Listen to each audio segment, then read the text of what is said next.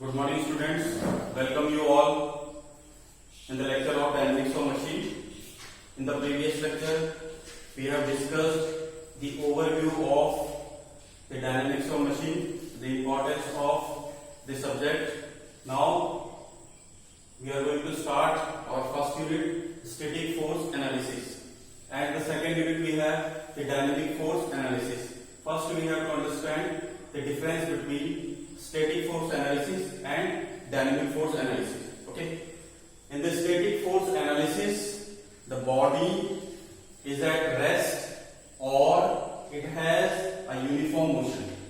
In case of dynamic force analysis, the component of body have some kind of acceleration. When we have acceleration, then we have a component of inertia. When we are going to include the component of inertia, then it is dynamic force analysis. But in case of static force analysis, we are not going to consider the effect of inertia. Okay, so we are neglecting the inertial component in case of static force analysis. Okay, so in the static force analysis, first one we have to understand the static equilibrium. The static equilibrium.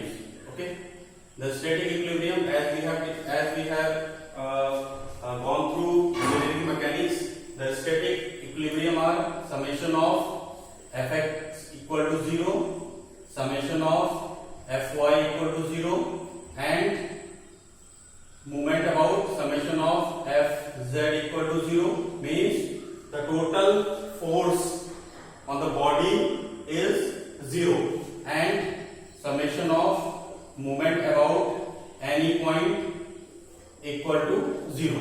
These are known as static equilibriums. Okay, these are known as static equilibrium. Summation of Fx equal to 0, summation of Fy equal to 0, and summation of Fz equal to 0, and the moment about any point equal to 0. These are known as the static equilibrium conditions.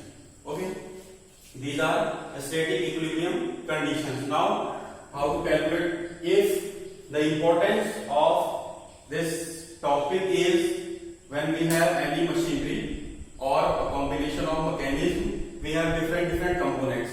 So we have to understand, we have to know the force in each and every member. The importance to know force in each and every member is used to design that component. If we have force, if the force is occurring more than the strength of that member, the member will fail. If we are designing that member to support more than the equilibrium force, then it will affect the efficiency of that mechanism. Okay, so we have to apply certain amount of force so that we can have a static equilibrium. Okay, if the force is less, the component may fail. If the force is more, it will increase the weight of mechanism, and finally it will affect the efficiency of that mechanism. So we have to apply this certain amount of force. Okay, now next one, how to calculate the force in each and every member. Okay, so for calculating the force, we have to draw the free body diagram. We have to draw the free body diagram of that component. If we are taking the whole mechanism as a single unit, then we have certain amount of input and certain amount of output. We don't have any force in the member. For calculating the force, we have to draw the free body diagram of that component. So we have already covered in engineering mechanics how to calculate the free body diagram. In case of free body diagram, we have two forces. One is known as the active force, and second one we have the reactive force. First one we have active force, second one we have reactive force. Active force are those forces which are externally applied to that component, and reactive forces are those forces which comes from the other surfaces. Let's say we have this element is supporting on the surface Active force is the weight. Active force is the weight of the component. Active force is the weight of component, and the reactive force is the reaction provided while drawing the free body diagram. Weight is acting in the downward direction, and if we are removing the surface will provide one reaction, and that reaction is counted in the reactive force. For calculating the free body diagram, we require active forces, we require reactive forces. These two kinds of forces acts on acts. We will count only these two types of forces while calculating the static equilibriums. Okay. So now we have some cases in which we have to find out the static equilibrium. The first case is when a member is subjected to two forces. When a member is subjected to two forces, then the body is in equilibrium. But the condition is, let's say we are taking force having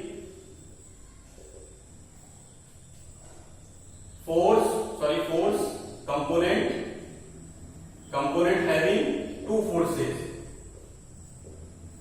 and we have to calculate the equilibrium condition. Okay, for equilibrium condition, two forces should act in such a way. Let's say this one is the component.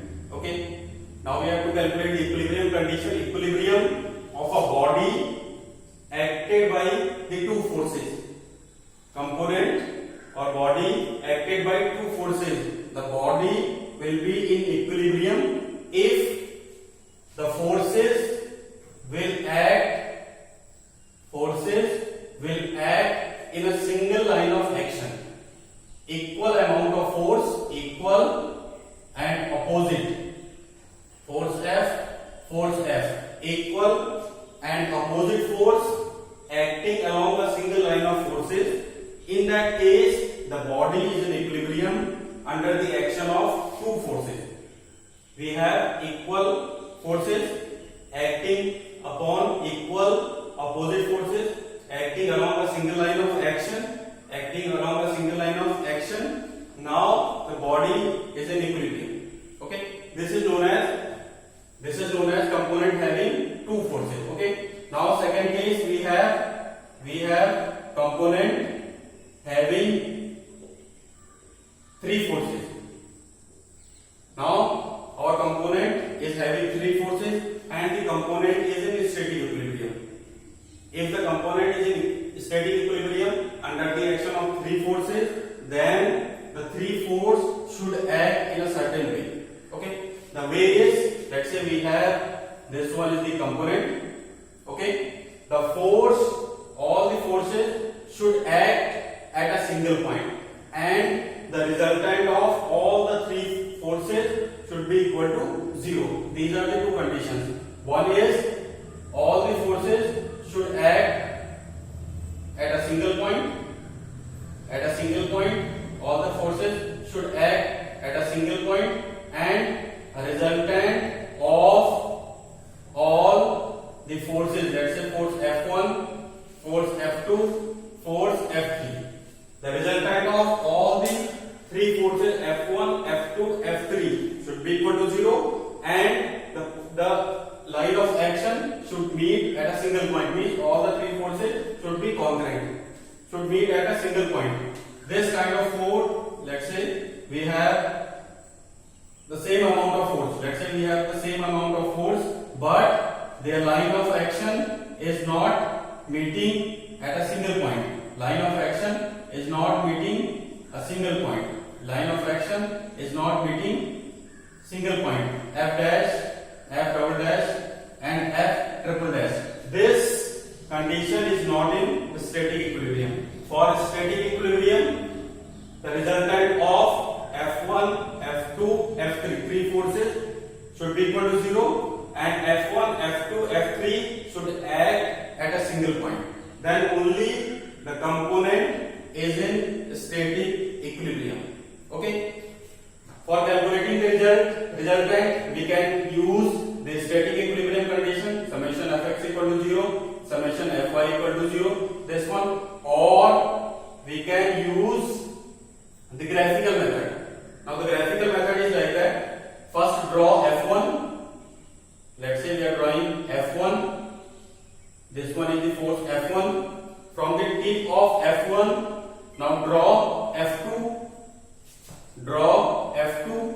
This one from the tip of F1, draw F2. We can take forces in any order. F1, F3, F2. We can take F2, F1, F3 in any order. The resultant should be 0. Now at the tip of F2, this one is F2. We can draw. We will draw F3, and F3 should meet the tail of F1. Then only the resultant is 0. So for checking, we can draw F1, F2, F3 simultaneously from tip to end. Then we find that the end result is 0. So this is, or we can use the static equilibrium conditions to calculate the component is having static equilibrium or not. So in the second case, if the component is in static equilibrium, if the component is in static equilibrium under the action of three forces, then condition is all the forces should pass through a single point and the resultant is 0. Okay, we can take force in any order. We can take force in any order. Let's say we are taking first one F3. We have taken F3. Then we are taking F2. Then we are taking F2. Then we are taking F2. Here is F2, and then we will take F1. Then F1. This will form a closed loop. F1. Here we have F3, here we have F2, here we have F1. This will form a closed loop. Only then the resultant is 0. Okay. So this one is the second case when a member is acted by three forces and the member is in static equilibrium only if all the three forces passing through single point and the resultant is 0. This is the static equilibrium condition for three forces. Okay. Now third one, when a member is subjected to two forces. When a member is subjected to two forces and a torque. When a member is subjected by two forces and a torque, now the component is in static equilibrium. The condition of these two forces and the torque is like that. Here I am just discussing it. If a member is subjected to a torque, let's say we have a member, let's say this one, we have a member is like that, member A, B, this one is the member hinged at a point, okay, and this member is subjected to a torque, okay, the component is in static equilibrium, okay, then these two forces will act like that. We have to apply these two forces in such a way that they will produce a moment equal and opposite to this applied torque. Understand carefully. We have a member subjected to a torque. Here we can see that torque is clockwise direction. Now we have to apply these two forces in such a way that they will produce a torque opposite to, equal and opposite to the applied torque. Okay. So we have to apply these two forces in this way. Force this one, equal and opposite. Force this one, let's say this one is F1, and we have to apply force F2 here. Equal and opposite forces separated by a distance, let's say distance is h, they will produce a torque, a moment in such a way that it will oppose the applied torque. Then we can write that torque moment produced by F1 and F2 is F1 multiplied by X equal to F2 multiplied by X, and this torque is equal to, this moment is equal to the applied torque. Okay, only then the member is in static equilibrium. Okay, we have a moment, applied moment, clockwise direction, but the moment produced by F1 and F2, F1 equal to F2, F1 and F2 is such a way that it is going to oppose the applied torque. Okay, it is going to oppose the applied torque. This one is the applied torque, and this one is the moment produced by these two forces. So we have net moment 0. So we can say the member is in static equilibrium. So we have discussed three cases when a member is in static equilibrium under the action of two forces. This will occur only when we have two equal and opposite forces acting along a same line of action. Okay. Now the second one, when a member is in static equilibrium under the action of three forces, this will occur only when all the three forces is passing through a single point and the resultant of these forces is 0. Okay, then only the component is in static equilibrium. Third case, two force and a torque. A component is in static equilibrium under the action of two force and a torque. This will happen only when we have this type of case. Okay, we have applied torque and the reactive torque, or the moment produced by F1 and F2 in such a way that it is going to oppose the applied torque. For opposing the applied torque, force will be in such a way that equal, and we have to apply equal and opposite force separated by a distance. They will produce a moment, and that moment is equal to the applied torque. That moment is equal to the applied torque. Okay. In the next lecture, we will do some numericals on these conditions. Okay. So this is it for today's lecture. See you in the next lecture. Thank you.